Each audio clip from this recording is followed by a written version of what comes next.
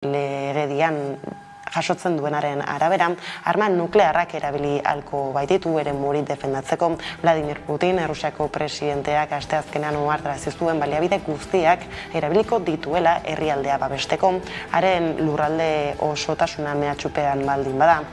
Errusiarekin bat egiteko bozketa ostialean hasi zuten Ukrainako ekialdeko, Zaporizhia eta Kherson eskualdetan eta Donetsk eta Luhansk herri errepubliketan.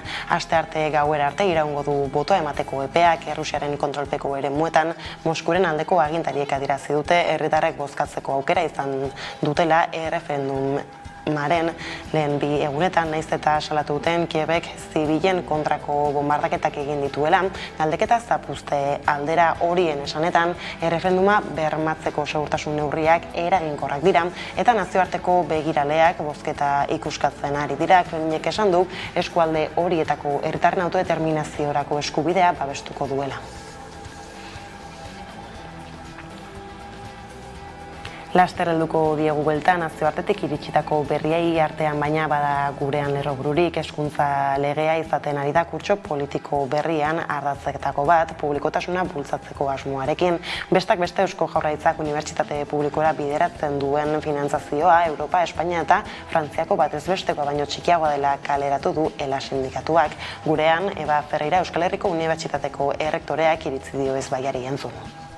Nik ez dakit oso ondo nola neurtzen duten sindikatutik, baina egia esan behar dut nola den gure finantzaketa Eusko Jaurlaritzatik, ez da? Eta Eusko Jaurlaritzatik etortzen da gutxi gora bera gure 180 aurrekontua, eta gehienak hiru iturritik, ez da? Bat da oinarrizko finantzaketa, beste bat da programa kontratuak, eta hirugarrena da azpiegitura plana. Bada hezkuntza ituna saritzeko hain zuzen, Peio Otxandiano Euskal Herria Bilduko programa arduraduna hedabideen aurrean agertu da gaur eguerdian. Adierazi duenez, Euskal Autonomia Erkidegoko hezkuntza legeak ate guztiak ireki behar ditu. Euskal hezkuntza sistema propio baterantz gehitu du gainera, ez dela edozein lege eta dozen 30 urteetarako balio behar duela eta beraz, bokazio eratzailea eta zentzu estrategikoa izan behar duela. Berretsi nahi dugu, gure ustez, lege honek bokazio eratzailea izan behar duela. Beraz, Euskal hezkuntza sistema propio baten eraikuntzarako tresna izan behar duela, eta zentzu estrategikoa daukala. Izan ere, esan dugun bezala, lege hau datozen 30 urtei begira pentsatu behar den lege bada, datozen 30 urteetarako balio behar duen lege bada. Bestaldetik Agurne Gaubeka hizkuntza eskubideen behatokiko zuzendariaren arabera ezin da ezer onik espero epaitegietatik. Pasaden astean Espainiako Auzitegi Gorenak jakinarazi zuen ez duela tramiterako onartu iaz Irungo udalak aurkeztutako kasazio helegitea. Komisiones Obrerasek aurkeztutako salaketa bati bide emanez iazko maiatzean EAEko Auzitegi Nagusiak ebatzi zuen Irungo 12 udaltzain postutarako euskaraz jakitea eskatzea diskriminatzailea zela euskara ez zekiten hautagaientzat. Irungo udalak errekurtsoa jarri eta ostialean heldu zen Espainiako Auzitegi Goreneko administrazioarekiko auzietako lehen aretoaren erabakia. Ez du tramiterako onartu ere egin argudiatuta aurkeztutako idatziak ez duela kasazio helegite bati eskatu beharreko irizpide nahikorik. Harrigarriki denboran bat egin du antzeko beste epai batekin. Izan ere, egun batzuk lehenago Gasteizko administrazio auzitegiak ebatzi zuen udaltzainen lan poltsan euskarazko B2 maila eskatzea diskriminatzailea izan daitekela. Kasu horretan UGTek jarri zuen salaketa. Epaiaren aurrean eta Eusko Jaurlaritzak helegitea aurkezteko asmoa iragarri zuen. Agurne Gaubeka hizkuntz eskubideen behatokiko zuzendariak heldu dio gaiari gaur gurean.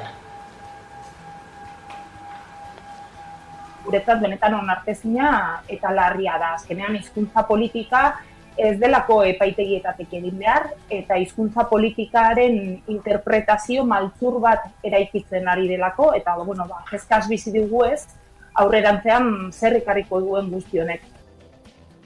Lau egun barrueko topaketak hasiko dira Portugaleten krisi ekosozialaren inguruan hausnartzeko bilduko dira eta ildo horretan Euskal Herrian egin beharreko aldaketak izango dituzte hizpide. Bestak beste ekosidioaz hitz egingo dute, entzun dezagun beraz jarraian Juan Gorostidi topaketetako lagunak muturrean dugun arazoaz esan duena. Ez da arazo puntual bat. Gaude arazo nolabait esateko zibilizatorio baten aurrean. Mende honek izango badu ezaugarririk izango da guk edo ez guk ekozidioa deitzen dugun arazo horri aurre egin beharra. Kulturarlora salto Juan Esilarregik bildu du puntu gehien Arrasateko saioan, 678 justu atzetik sailkatu dira saioa Alkaiza, Iñaki Apalategi, Xabati Jarregi, Miren Amuriza eta Gorka Pagona Barraga. Sarrerak ostegunetik bukatuta bete-bete egin da Arrasateko Amaia Antzokian, bertsolari txapelketa nagusiaren bigarren saioan. 700 lagun izan dira bertan eta Ander Aranburugai jartzailaren atzetik sartu dira bart bertsolariak, zozketak erabakitako ordenan. Hasiera mugitua izan du saioak, bere Xabier Silveira zen kantatzekoa, baina azken orduan ezin izan du agertu arrazoi pertsonalak tarteko hartara, ordezkoen zerrendan hurrengoari egokitu zaio oholtzara igotzea Xabat Ilarregi Leitzarrari, eta hala bi anaiak topatu dira oholtza gainean. Juanes Ilarregi izan da lehena puntutan hasi eta buka eutsi egin dio saioari eta gamarakoan erremate dotorea eman dio. Bigarrena izan da saioa Alkaiza, egungo Nafarroako txapelduna. Ordea larunbatean Alaia Martinek irabazi du lehenengo finala ordena. Nerea Elustondo sailkatu da bigarren Getxon jokatutako saioan. Horrela, Getxoko eta Arrasateko saioen ondoren hurrengo asteburuan ere beste bi final laurdenekin jarraituko du txapelketak. Larunbatean Botain Irabarnen izango da saioa, Herriko Gelan igandean berriz Gasteizko Europa Jauregian izango da. Arratsaldeko postetan hasiko dira biak. Eta lerroburuekin bukatzeko kiroletan Nerea Arrutik eta Andoni Irureta Goienak irabazi dute Euskal Pentatloia. Irureta Goiena bigarren urtez nagusitu da eta iazko irabazle Karmele Gisasola bigarren geratu da. Larunbat iluntzean jokatu zen proban, Azpeitiko zezen plazan Arrutik 21-0 denbora egin zuen, urduri hasi baldin bazen ere, herriarekin aizkora lanean nagusitu zen eta hortik aurrera zuzen joan zen garaipenera. Bi aste barru jokatuko du Gipuzkoako aizkora txapelketa eta orain horri begira dagoela adierazi zuen. Gizonezkoetan aldiz Irureta Goiena nagusitu da, iaz bezala 31-36 denbora egin du eta iazko marka hobetu du 2 minutuz indarrez amaitu zuen gainera proban, guztiak erraz egin ostean. Lehenengo kilometroan bareak jo duela adierazi zuen, baina gero aurre egin ziola, egindako denborarekin pozik zegoela adierazi zuen ere, baina aurre ikusten zuela proban oso ondo arituko zila kirolariak, aurten oso ondo prestatu baitira. Lerroburuak horrela heldu dieza eguneko argazkiari. Koalizio eskuindarrak irabazi ditu Italiako parlamenturako bozak botoen 44 inguru bilduta, behin-behineko emaitzen arabera abstentzioa inoizko handiena izan da, baina 26%.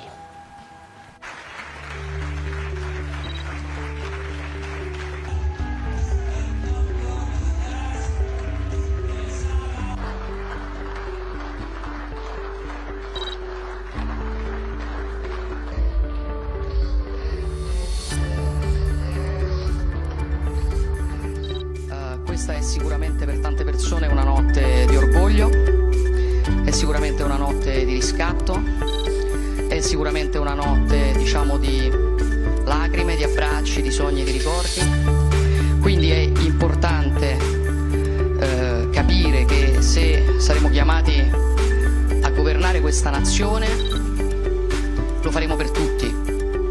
Lo faremo per tutti gli italiani, lo faremo con l'obiettivo di unire questo popolo.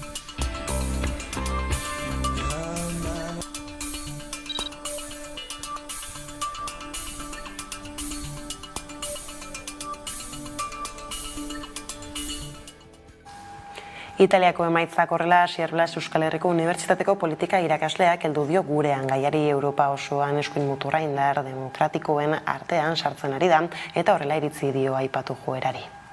Azkeneko gobernuan parte hartu dutela Lega Nortekoek eta horrek eragin duena da mugitzea eskuin muturreko botoa Lega Nordetik Fratelli d'Italiara.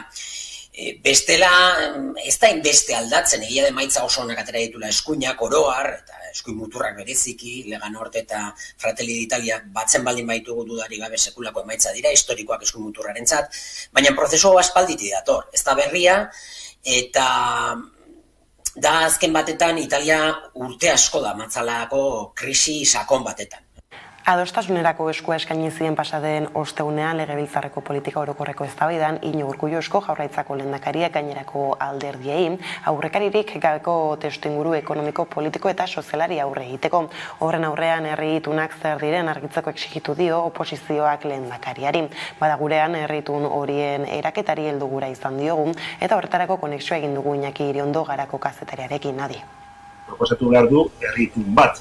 Hau da, zehazkifikatu zertaz hitz egingo den eta zertaz ez, eta gero begiratu beste alderdiek zer esaten duten horretaz.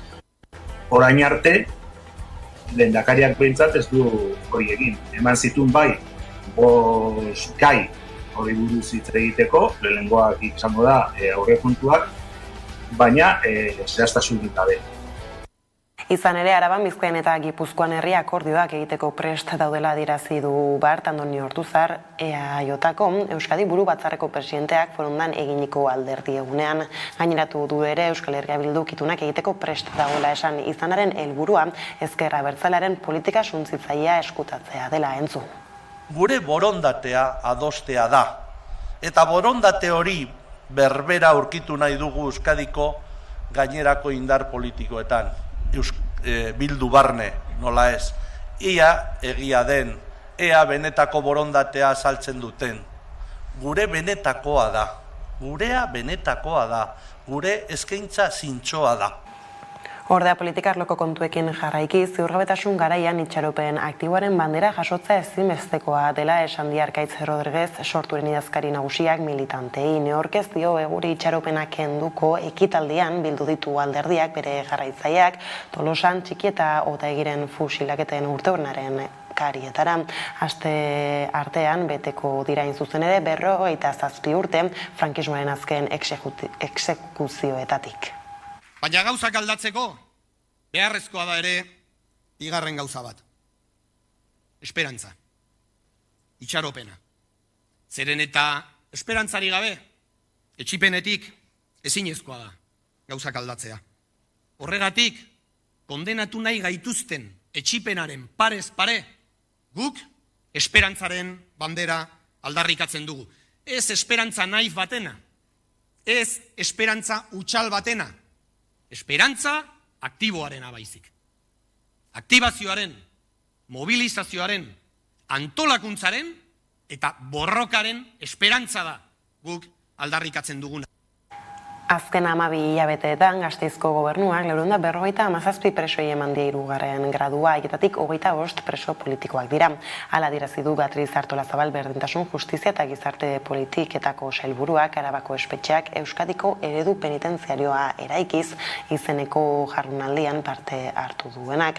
Zentzu honetan aurrerapen guztiak tratamendu batzordaren eta teknikarien txostenetan oinarritzen direla azpimarratu du, etakoak izan hala ez espetxe kudeaketaren urtearen balantzea eta bateratzelana egitea izan da astelehen honetan egindako jardunaldiaren xedea.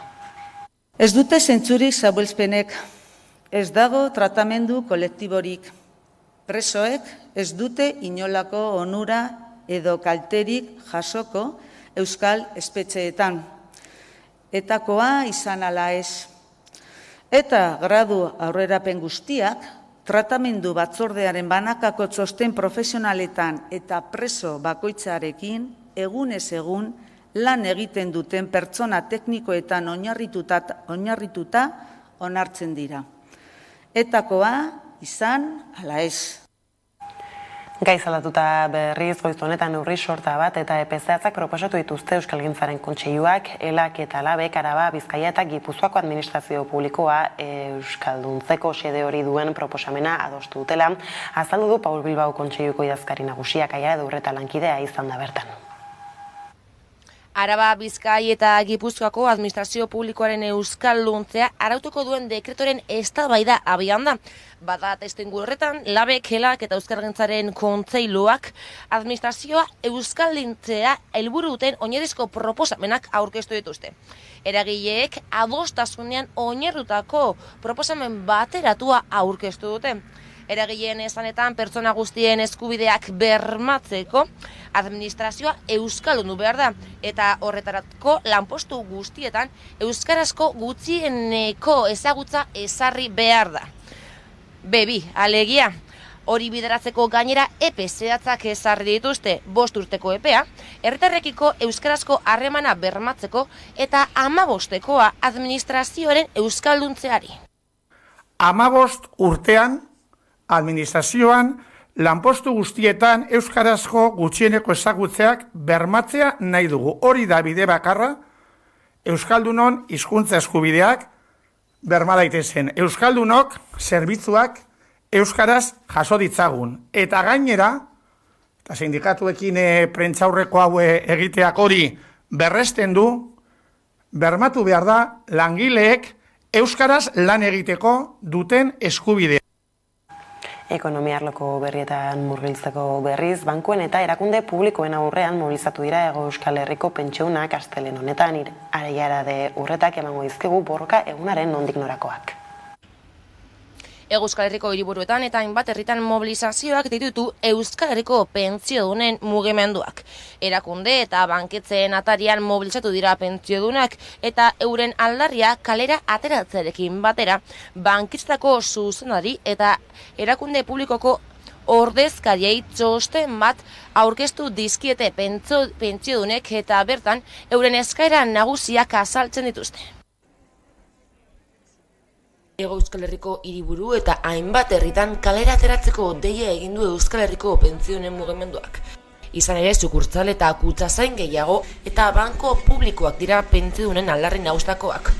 Bada mobilizatzearekin batera euren eskaerak jasotzen duen txosten bat aurkeztu diote banketzetako zuzendari eta erakundeko ordezkariei. Bertaren bat afera azalarazten dituzte besteak beste bankuetako harrera okertu dela, orutegiak murriztu direla, sugurtzalak itzi eta langileak kaleatu dituztela. Uhartarazi dute gainera horrek gertatuten bitartean banketzetako zuzendari eta akziodunen diru sarrerak eta soldatak handitu direla. Langatazketan berriz Bizkaiko metalgintzako sindikatuek patronalarekin egin dute bilera. Bizkaiko metalgintzaren negoziazio mahaiaren 12. bilera dute eta bertan lan hitzarmena eztabaidatuko dute FBen patronalak eta sindikatuek. Aurreko batzarrean, sindikatuek esandakoaren arabera, patronalak proposamen bat eraman zuen soldatari dagokionez, baina horrek ez zuela kaperekiko loturarik ohartarazi zuten sindikatuek. Bestela esan da, FBmek aurkeztu zuena oraindik ez ziela sektoreko langilei erosteko ahalmena bermatzen. Bada patronalak negoziazioa blokeatzen jarraitzen badu, sindikatuek iragarri dute ekainean eta uztailean egin bezala grebara deituko dituztela langileak. Bizkaiko metalgintzako negoziazio mailaren 12. bilera dute eta bertan lan hitzarmena eztabaidatuko dute FBen patronalak eta sindikatuek. Aurrekoan sindikatuek adistakoaren arabera, proposamen bat eraman zuen patronalak soldatari dagokionez, baina horrek ez zuela kaperekiko loturarik salatu zuten sindikatuek. Bestela esan da FBmek aurkeztu zuena, oraindik ez zela sektoreko langilei erosteko ahalmena bermatzen. Malgutasunari eta lan istripuengatiko eta gaixotasun aurrentegiko bajei dagokienez, negoziatzeko prest ez dagoela patronala uhartarazi dute. Sindikatuen gainera azteratu dute 2022ko FBen patronalaren kudeak eta txostenak jasotzen duena. Izan ere, Bizkaiko metalgintzako enpresen 80%ak bere etekinak mantendu edo handitzea espero dute. Egoera horrela 12. bilera honek badu bere garrantzia. Izan ere, patronalak negoziazioa blokeatzen jarraitzen badu, sindikatuek iragarri dute ekainean eta uztailean deitu bezala, grebara deituko dituztela langileak. Eta aipatu dugu lerroburuetan ere lau egun barrueko topaketak hasiko dira Portugaleten krisi ekosozialaren inguruan hausnartzeko bilduko dira eta ildo horretan Euskal Herrian egin beharreko aldaketak izango dituzte hizpide. Topaketa hauen inguruan xehetasun gehiagoren berri izateko Juan Gorostidi eta Ane Txabe antolatzaileekin izan da Hamaika Telebista ikusi. Zenbait eragilek ekotopak eta jardunaldiak antolatu dituzte Portugaleten iraiaren 30erako, urriaren 1erako eta urriaren 2erako. Azken krisia gure garaia lelopean eta bertan Euskal Herrian zein aldaketa egin beharko genituzken izango dute hizpide krisi ekologikoa erdigunan jarriz. Gertatu da, behintzat, hola, masiboki eta baita ere eragile politiko sozialen artean, gehiengoen artean, halako lokartze bat bezala, ez? Eta orduan, bai, nik ikusten dut, ezinbestekoa izango dela halako astindu bat, lozorro hortatik ateratzeko. Gaude arazo nolabait esateko zibilizatorio baten aurrean. Mende honek izango badu ezaugarririk izango da guk, edo ez guk, ekozidioa deitzen dugun arazo horri aurre egin beharra. Euskal Herrixen mugimendu ekologista oso borroka lokaletara mugatuta egonda. Bakoitzak bere lokaleko problematika erantzuten, izena HT gelditu eta bestelako borroka desberdinak. Eta badauela behar bat Euskal Herrian mugimendu ekologista osatu bat, edo, behintzet borroka danak txapelorokor baten baitan hartuko ditxuna. Topaketa hauek nolabait dira elkartu, ezagutu, lasai egon hizketan hainbat eta hainbat gaien inguruan, energia dela, elikagaia dela, infrastruktura direla eta bar, eta hortik problematika horren ezagutzatik jauzi hori emateko eztabaida edo planteatu zuzenian ja denon artean, ez? Hurbiltzen gean denon artean, hau da, beharrezkoa da beste egitura bat, beste nola alako mugimendu edo plataforma edo dena delako bat elkartuko gaituena eta nola izan behar du, nola izan beharko luke horrek, ez? Hori da pixka bat ekotopaketen planteamentu, ez?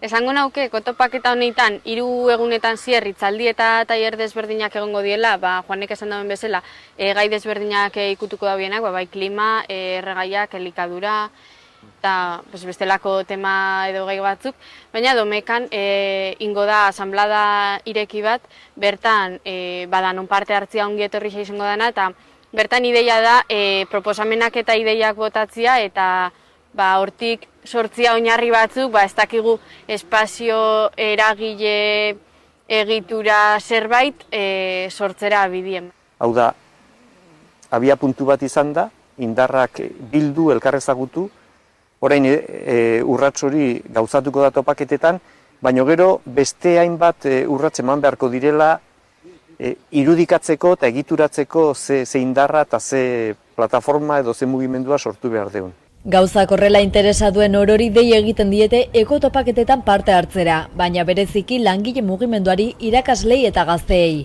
Gogoratu izen emateak irekita jarraitzen duela ekotopaketen webgunean edota komunikazioa abildua ekotopaketak.eus helbidera idatziz. Eta eguneko albistekin bukatzeko kulturarloan Iparrezena bidea ekimenak publikoaren irribarrea bilatza jarri du helburutzat bere 4. edizioan. Aurten 38 egoitza izango ditu eta Araba eta Nafarroa gehitu dira zirkuituran ere Garziaren kideak azalduko digu. Aurtengo edizioak konpainia ikuskizun, herrialde eta proposamen gehiago izango ditu. Iparrezena bidearen 4. edizioa zabaldu eginda Galizia, Asturias, Cantabria, Euskadi eta aurten ere Nafarroako konpainien arteko harremana eszeniko, artistiko eta profesionala sustatzeko. Irribarrea Lelopean egitarau zabala antolatu dute. 15 antzerki, dantza eta zirkuito konpainiek 38 ikuskizun eskainiko dituzte. Iparrezena bidearen programak Euskadin 8 antzerki eta dantza ikuskizun batzen ditu beste hainbat Euskal Herrietan. Trukaketa eszeniko, artistiko eta profesionala indartzeko diseinatuta Iparrezena bidearen oinarria da.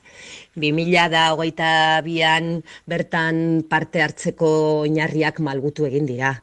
Gainera, programak bultzada ekonomikoa jaso du inplikatutako profesionalentzat oso garrantzitsua baita herrialde desberdinetako beste formazio artistikoekin kolaborazioak izatea. Araba edizio honetara gehitu da eta Agurain eta Gasteiz ordezkariak dira. Arabaz gain, Ipar Eszena bidean, Nafarroa ere gehitu da errepresentazio zirkuituan. Ipar Eszena bidearen laugarren edizioaren hazkundea programazio honetako ekintzetan ere islatzen da. Gurutze programaren errefortzua, Habitación Peregrina, Prom, konpainia gehiago izen eman duten eta esatzere estrenaldia bidean. Proiektuak gainera, elkarrizketak online eta aurkezpenen ondoren publikoarekin bilerak izango ditu. Ekimena arte eszenikoen bidezko kultura trukaketa proiektua da. Galizia, Asturias, Kantabria, Euskadi eta Nafarroako kultur produkzioa elkartu nahi dutenak hain zuzen ere. Asteneko kontuak horrela iritsi gara albistegiaren bukaerara, gaurkoan erroretan azaldu legez, Eba Ferreira Euskal Herriko Unibertsitateko errektorea izan da gurean, eguerdiko magazinean gonbiatu nagusi gisa eta haren elkarrezketarekin utziko zaituztegu jarraian. Horren besterik ez uraldetik hauek izan dira eguerdiak gurean gaur utzituenak, guztiak eta gehiago nahi duzuen aldiro 11 puntu esatarian ondo izan eta bihar arte.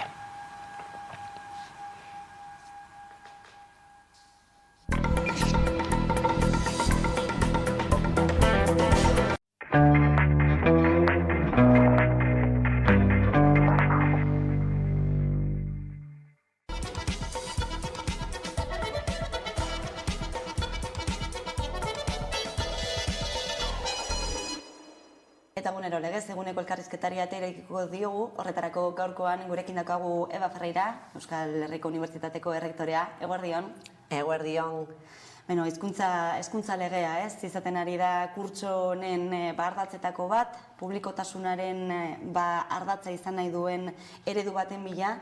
ELA sindikatuak argitaratutako datuak diote Eusko Jaurlaritzak unibertsitate publikora bideratzen duen finantziazioa Europakoa, Espainiakoa eta Frantziako batazbestekoa baino txikiagoa dela. Zuek nola baloratzen duzue finantziazioa? Bueno, galdera oso galdera potente hasteko. A ber, kasu honetan nik ez dakit oso ondo nola neurtzen duten sindikatutik, baina egia esan behar dut nola den gure finantzaketa Eusko Jaurlaritzatik, ez da? Eta Eusko Jaurlaritzatik etortzen da gutxi gora bera gure 80% aurrekontua, eta gehienak 3 iturritik, ez da? Bat da oinarrizko finantzaketa, beste bat da programa kontratuak, eta hirugarrena da azpiegitura plana. Eta oinarrizko finantzaketa eta programa kontratuak hori igotzen ari da, urtez urte, igotzen ari da. Eta hori hor dago gure portal de transparentzian, eta gero azpiegiturei dagokienez, egia da, urtez urte aldatzen da, segun eta zein azpiegiturak egiten ari garenak, ez da? Baina emaitza orokorrean hitz egiten, gure aurrekontua igotzen ari da urtez urte. Beraz, esango zenuke Eusko Jaurlaritzak egiten duela apustua, Euskal Unibertsitate Publikorako apustu hori? Apustu hori hor dago, eta nola ez, jakina, gero eta finantzaketa gehiagorekin hobeto egingo dugu gure ikerketa, gure formakuntza eta gure transferentzia, ez da? Orduan, baina gauza bat da hau, eta beste gauza bat da esatea gutxitzen ari dela, eta hori ez da horrelako. Zer moduz hasi da kurtso berri hau, ikasle berrien erdia ikasten ari da euskaraz, urtez urte, zein da balorazioa, zein da bilakaera euskarari dagokionean? Bai, igotzen ari ziren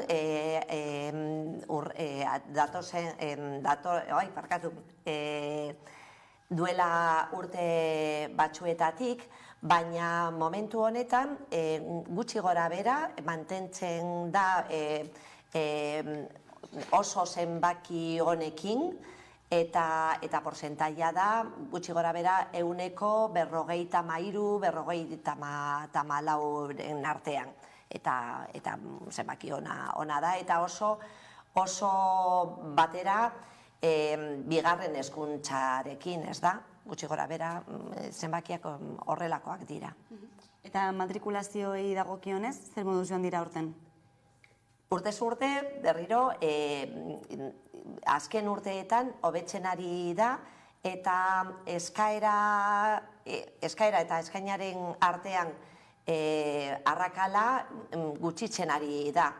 Beraz, oso pentsatzen dugu oso berri ona dela, eta momentu honetan betetzen ari gara 87 eskaintza. Beraz, pentsatzen dugu oso ondo doala, eta gainera nola betetzen ari den lehenengo aukera ikasleen artean. Hori oso garrantzitsua da beraientzat, ez da? Eta lehenengo aukera agertzen da, lehenengo aukera erabakitzen dute lautik 3 ikaslek, eta gero lehenengoa eta bigarrena gehituta, gutxi gora bera 10-tik 9. Beraz, berriak oso onak dira. Eta zeintzuk dira arrakastak gehien dituzten gradu horiek? Arrakastak, esango nuke gradu arlo guztietan badauzkagula oso grado potenteak ikuspegitik nola erakargarriak diren, ez da? Oso ezaguna da nola osasunaren graduak oso erakargarriak dira, baina baita gradu bikoitzak oso erakargarriak ere. Eta orain daukagu eskaina oso zabala, zentzu honetan, arlo guztietan, gizartean, humanitateetan, eta zientzietan, eta ingenieritzetan. Ikasturte berri honetan, beste 2 gradu berri izan dituzue Euskal Herriko Unibertsitatean? Bai, beste 2 ingenieritzetan, bat Gasteizen, eta bate Donostian, bai. Gertatzen da baita ere batzuetan, laneratze tasa oso altua duten karrera batzuetan, beti ez direla plaza guztiak betetzen. Zeri egozten diozu gertatzen den hori? Aurten igotzen ari da, igotzen izan du, eta igotzen ari da. Eta zer egia da, gure formakuntza betetzeko eta eskaera betetzeko badaude 3 baldintzak esango nuke. Bat da, zein den ikasleen eskaera, beste bat zein den gizartearen eskaera, eta azkena, edo oso garrantzitsua, nola ez, da gure baliabideak. Zein irakasle daukagu hor eskaintzeko, ez da? Eta gero ingenieritzari dagokionez, gure baliabideak hor daude, eskaintza oso ona da, gero gizartearen eskaera hor dago, egia da, Eta zer pasatzen den, ikasleen aukerak beraien aukerak dira. Eta guk egin dezakeguna da informazio gehiago esatea beldurra galtzeko, ez da? Eta batez ere nesken artean, ez da? Eta hori egiten ari gara. Bai, hori segaldetuko nizunea, zientzen argazkia aurrek urteekin alderatuta, zientziako alorrean, ez, emakumeen gainean. Zientzian eta segun eta zein arlo espezifikoan, adibidez biologian emakume asko daude, gero fizikan ez gutxiago eta ingenieritzetan segun eta enpresak antolatzeko emakume gehiago eta gero mekanike, horrelakoa dago egoera.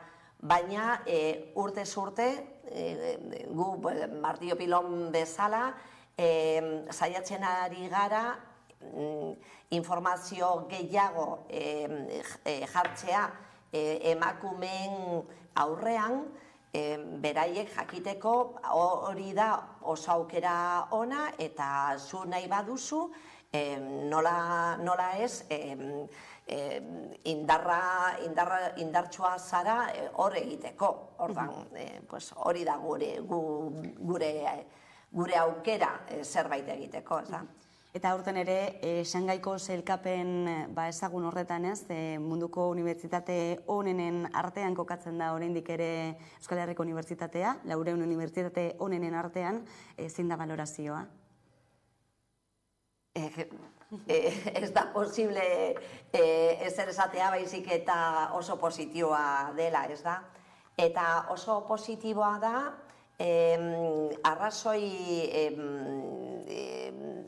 arrazoi batzuetatik eta arrazoi asko ikuspegitik. Bat da, hori da oso garrantzitsua gure prestigioa handitzeko eta erakargarriago izateko munduari begira, eta gero gure artean ere bultzatzeko gure ikerketa eta talde gehiago egiteko eta aliantza gehiago egiteko beste unibertsitateekin, eta gero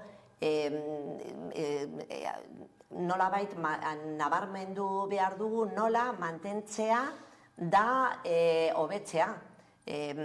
Unibertsitate guztiak saiatzen ari gara hobetzen, urtez urte hobetzen, beraz mantentzea postu honetan kostatzen zaigu gure esfortzua, ez da?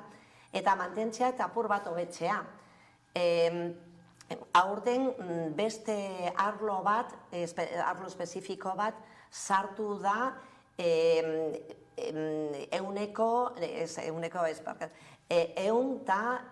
berrogeita hamar onenen artean. Eta hau oso importantea da ere, bai? Eta etorkizunara begira, ingelesezko eskaintzari buruz zein aurreikuspen egiten duzue? Zer gustatuko litzaizueke? Ingelesez da, eta hori momentuz hori da errealitatea, da lingua franca ikerketean, ez da? Eta gero mugitzeko akademikoetan mugitzeko eta beste taldeetan murgiltzeko ezinbestekoa da. Beraz, hori oso erabilgarria da gure ikasleentzat eta berriro erakargarriago izateko atzerriko ikasleentzat, ez da? Ikasleentzat eta irakasleentzat eta ikerlarientzat.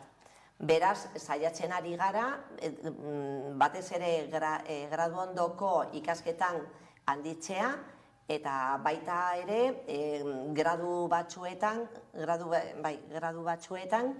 handitzea ere. Adibidez, orain badaukagu gradu bikoitz bat enpresa eta ekonomia eta enpresa fakultatean, hau da ekonomia eta enpresa ingelesez, eta prestatzen ari gara urrengo ikasturterako gradu bat ingenieritza eskolan, eta hau izango da ingenieritza biomedikoa. Hobetzen ari gara. Horrekin lotuta Erasmus programak 35 urte bete ditu aurten, zein da azken edo urte guzti hauetako balantzea? Nik esango nuke Erasmus programa izan da eta bada Europan programa onena murgiltzeko. Nik esango nuke horrela. Ematen du, ez dakit nola neurtzen duen, baina ematen du badaudela gutxi gora bera 1.000.000 eskontzak Erasmusen artean. Beraz, nik uste dut hau dela programa oso potente akademikoki oso esperientzia ona egiteko, eta oso esperientzia ona pertsonal ikuspegitik, ez da? Euskal Herritik zein nolako destinoak, zein nolako herrialdeak hautatzen dira gehien bat? Hemendik Italia da destino oso potente, eta gero guk jasotzen dituzte ikasle pilo bat Alemaniatik, Alemania, Frantzia eta Italiatik ere, gero beste programa batzuekin, Mexikotik eta beste herrialdeetik, baina hauek dira, pentsatzen dut, importanteenak zentzu horretan. Erasmus programa baliatuta datozenei gehitzen zaizki ez, beste herrialde batzuetatik ere datozenak, beste eskualde batzuetatik datozenak, eta eskari handiak gainditu egin du dagoeneko Bilbon esaterako unibertsitateko ikaslei ostatu emateko gaitasuna, ez? Etxe bizitza lortzeko zailtasun handiak daude. Bai, hori da bizitza, ez da? Horrelakoa da. Guk eskaintzen ditugu aukera batzuk, eta guk badauzkagu gure ikastetxe nagusia, eta gero erresidentziak, egoitzak, baina ez da aukera osoa, eta gure ikasleak eta edo zein pertsona bezala nolabait pertsonalki bere aukera izango da agian ikastetxera joatea edo bere moduan beste ikasleekin edo bizitzea. Eta gero nora joan eta nola konpondu hori da beraien erabakia. Eta gu informazioa eskaintzen dugu eta hau da gure ardura eta beste aukerak dira oso pribatuak. Hezkuntzaren alorrean aldaketak datoz, hemendik aurrera selektibitatean aldaketak datoz, nola ikusten dituzu aldaketa horiek begionez? Idealki aldaketak intentzioa beti da hobetzeko, ez da? Eta momentu honetan ikasten ari dira eta aztertzen ari gara nola egin. Eta mailan dago aldaketa oso aldaketa handia, eta hau da heldutasuna neurtzea. Eta oso zaila da.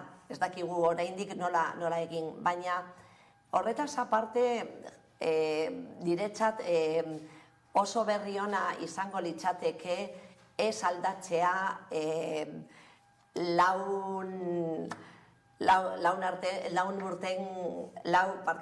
urten behin, ez da? Batzutan pentsatzen dugu unibertsitateetatik nola hezkuntza dagoen beti politiko mailan. eta pentsatzen dugu, eta nik pertsonalki pentsatzen dut,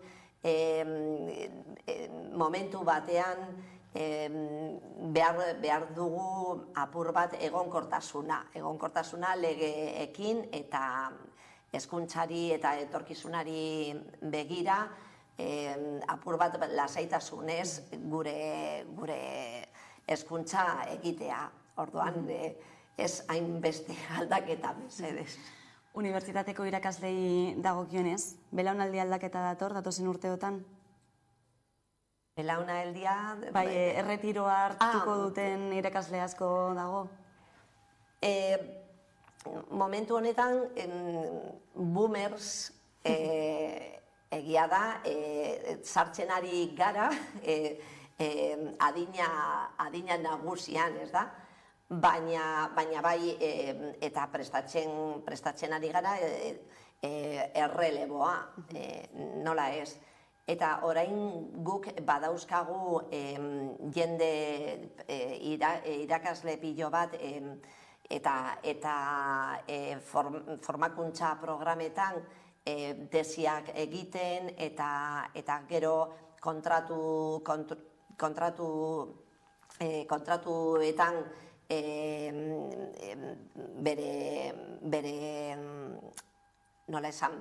bere prozedura segitzen, eta hau irakasle bat formatzeko beharrezkoak dira urte asko, baina egiten ari gara. Eta gero beste gauza bat egiten ari garena da apur bat gutxitzea zenbat denbora pasatzen den, tesi amaitu etatik lanpostu bat egonkorra lortzeko, ez da? Pasaden urteetan legearekin oso zaila zen tasa de reposizionekin, baina orain zuzentzen ari gara hau eta egonkortasuna handitzen ari da. Behin-behinekotasun hori gainditzeko, ez? Bai, eta lanpostuak bai, lortzeko eta proiektuarekin, oso proiektu onarekin bizitzeko akademian. Bai gure irakasleak, bai gure administrazio eta zerbitzuetako personaak. Ikasturte honetan zehar, zeintzuk izango dira, ehatzeko izango dituen erronka nagusienak? Erronka nagusienak, nik pensatzen dut erronka nagusia lotuta dago hitz batekin, eta hau da aliantzak. Eta momentu honetan, formakuntzan aliantzak barruan sustatzen ari gara. Adibidez, ikasleen artean proiektuak egiteko arlo desberdinetatik, ez da? Adibidez, oso ezaguna da Formula Student, eta hau da kotxe elektriko bat egiteko. Baina horri begira beste proiektu batzuk martxan daude, eta bat da Innovote. Hori izango da itsasontzi elektriko bat egiteko, eta hau ez da bakarrik ingenieritzako baizik eta pertsonak enpreseko munduan, eta ikasle enpreseetatik. Eta gero, beste bat izango da ikasle kulturala, eta erronka izango da zerbait ekitaldi bat, kontzertu bat, ez daki zer antolatzea, baina ikuspegi desberdinetatik ere. Hezkuntzarekin lotuta ere beste proiektu bat badaukagu, eta horrekin ikasle batzuk batera egingo dute bere gradua mailareako lana, baina beste ikasleekin eta elkarrekin erronka sozial bati begira begiratzen, ez da? Eta pentsatzen dut oso polita dela. Eta hau da, zerbait egiten ari garela ilusio handiaz. Eta zerbait gehiago, noski, azpiegiturak hobetzean beti bezala, eta hor dago aurten gure asmoa da, astea noski eraikin berria, medikuntza eta erizaintzako fakultaterako, eta gero nautika eraikin aldatzea Inobout egiteko hor eta gizarteari begira. Orduan beti da gure plangintzan beti dago ideia oso potente, eta hau da gure unibertsitatea gizartearen erdigunean eta alderantziz ere. Gure gizartea unibertsitatearen erdigunean, eta hori lortzeko aliantza, nazioarteko aliantzak, beste erakundekin aliantzak, eta aliantza da gure hitza. 2 urte, beteko dira urtarrilean hain zuzen errektorezarenetik, zer uste duzu eman diozula orain arte, Euskal Herriko Unibertsitateari? Bueno, nik saiatzen ari naiz gauza asko ematen. Zer jasotzen ari dira gure komunitatean, nik espero dut gauza batzuk, ez da? Baina esango nuke nire lana, gure proiektuak, orain badaukagu gure plan estrategikoa eta eginda dago unibertsitate osoarekin, elkarrekin definitu dugu zer nahi dugu gure unibertsitatearentzat, eta ilusio handia, eta espero dut hau nolabait kontakiatzen ari dela, eta hori esango nuke. Eba Ferreira, EHUko rektorea, mila esker beste behin Hamaika Telebistara gerturatzeagatik. Mila esker zuei, eskerrik asko.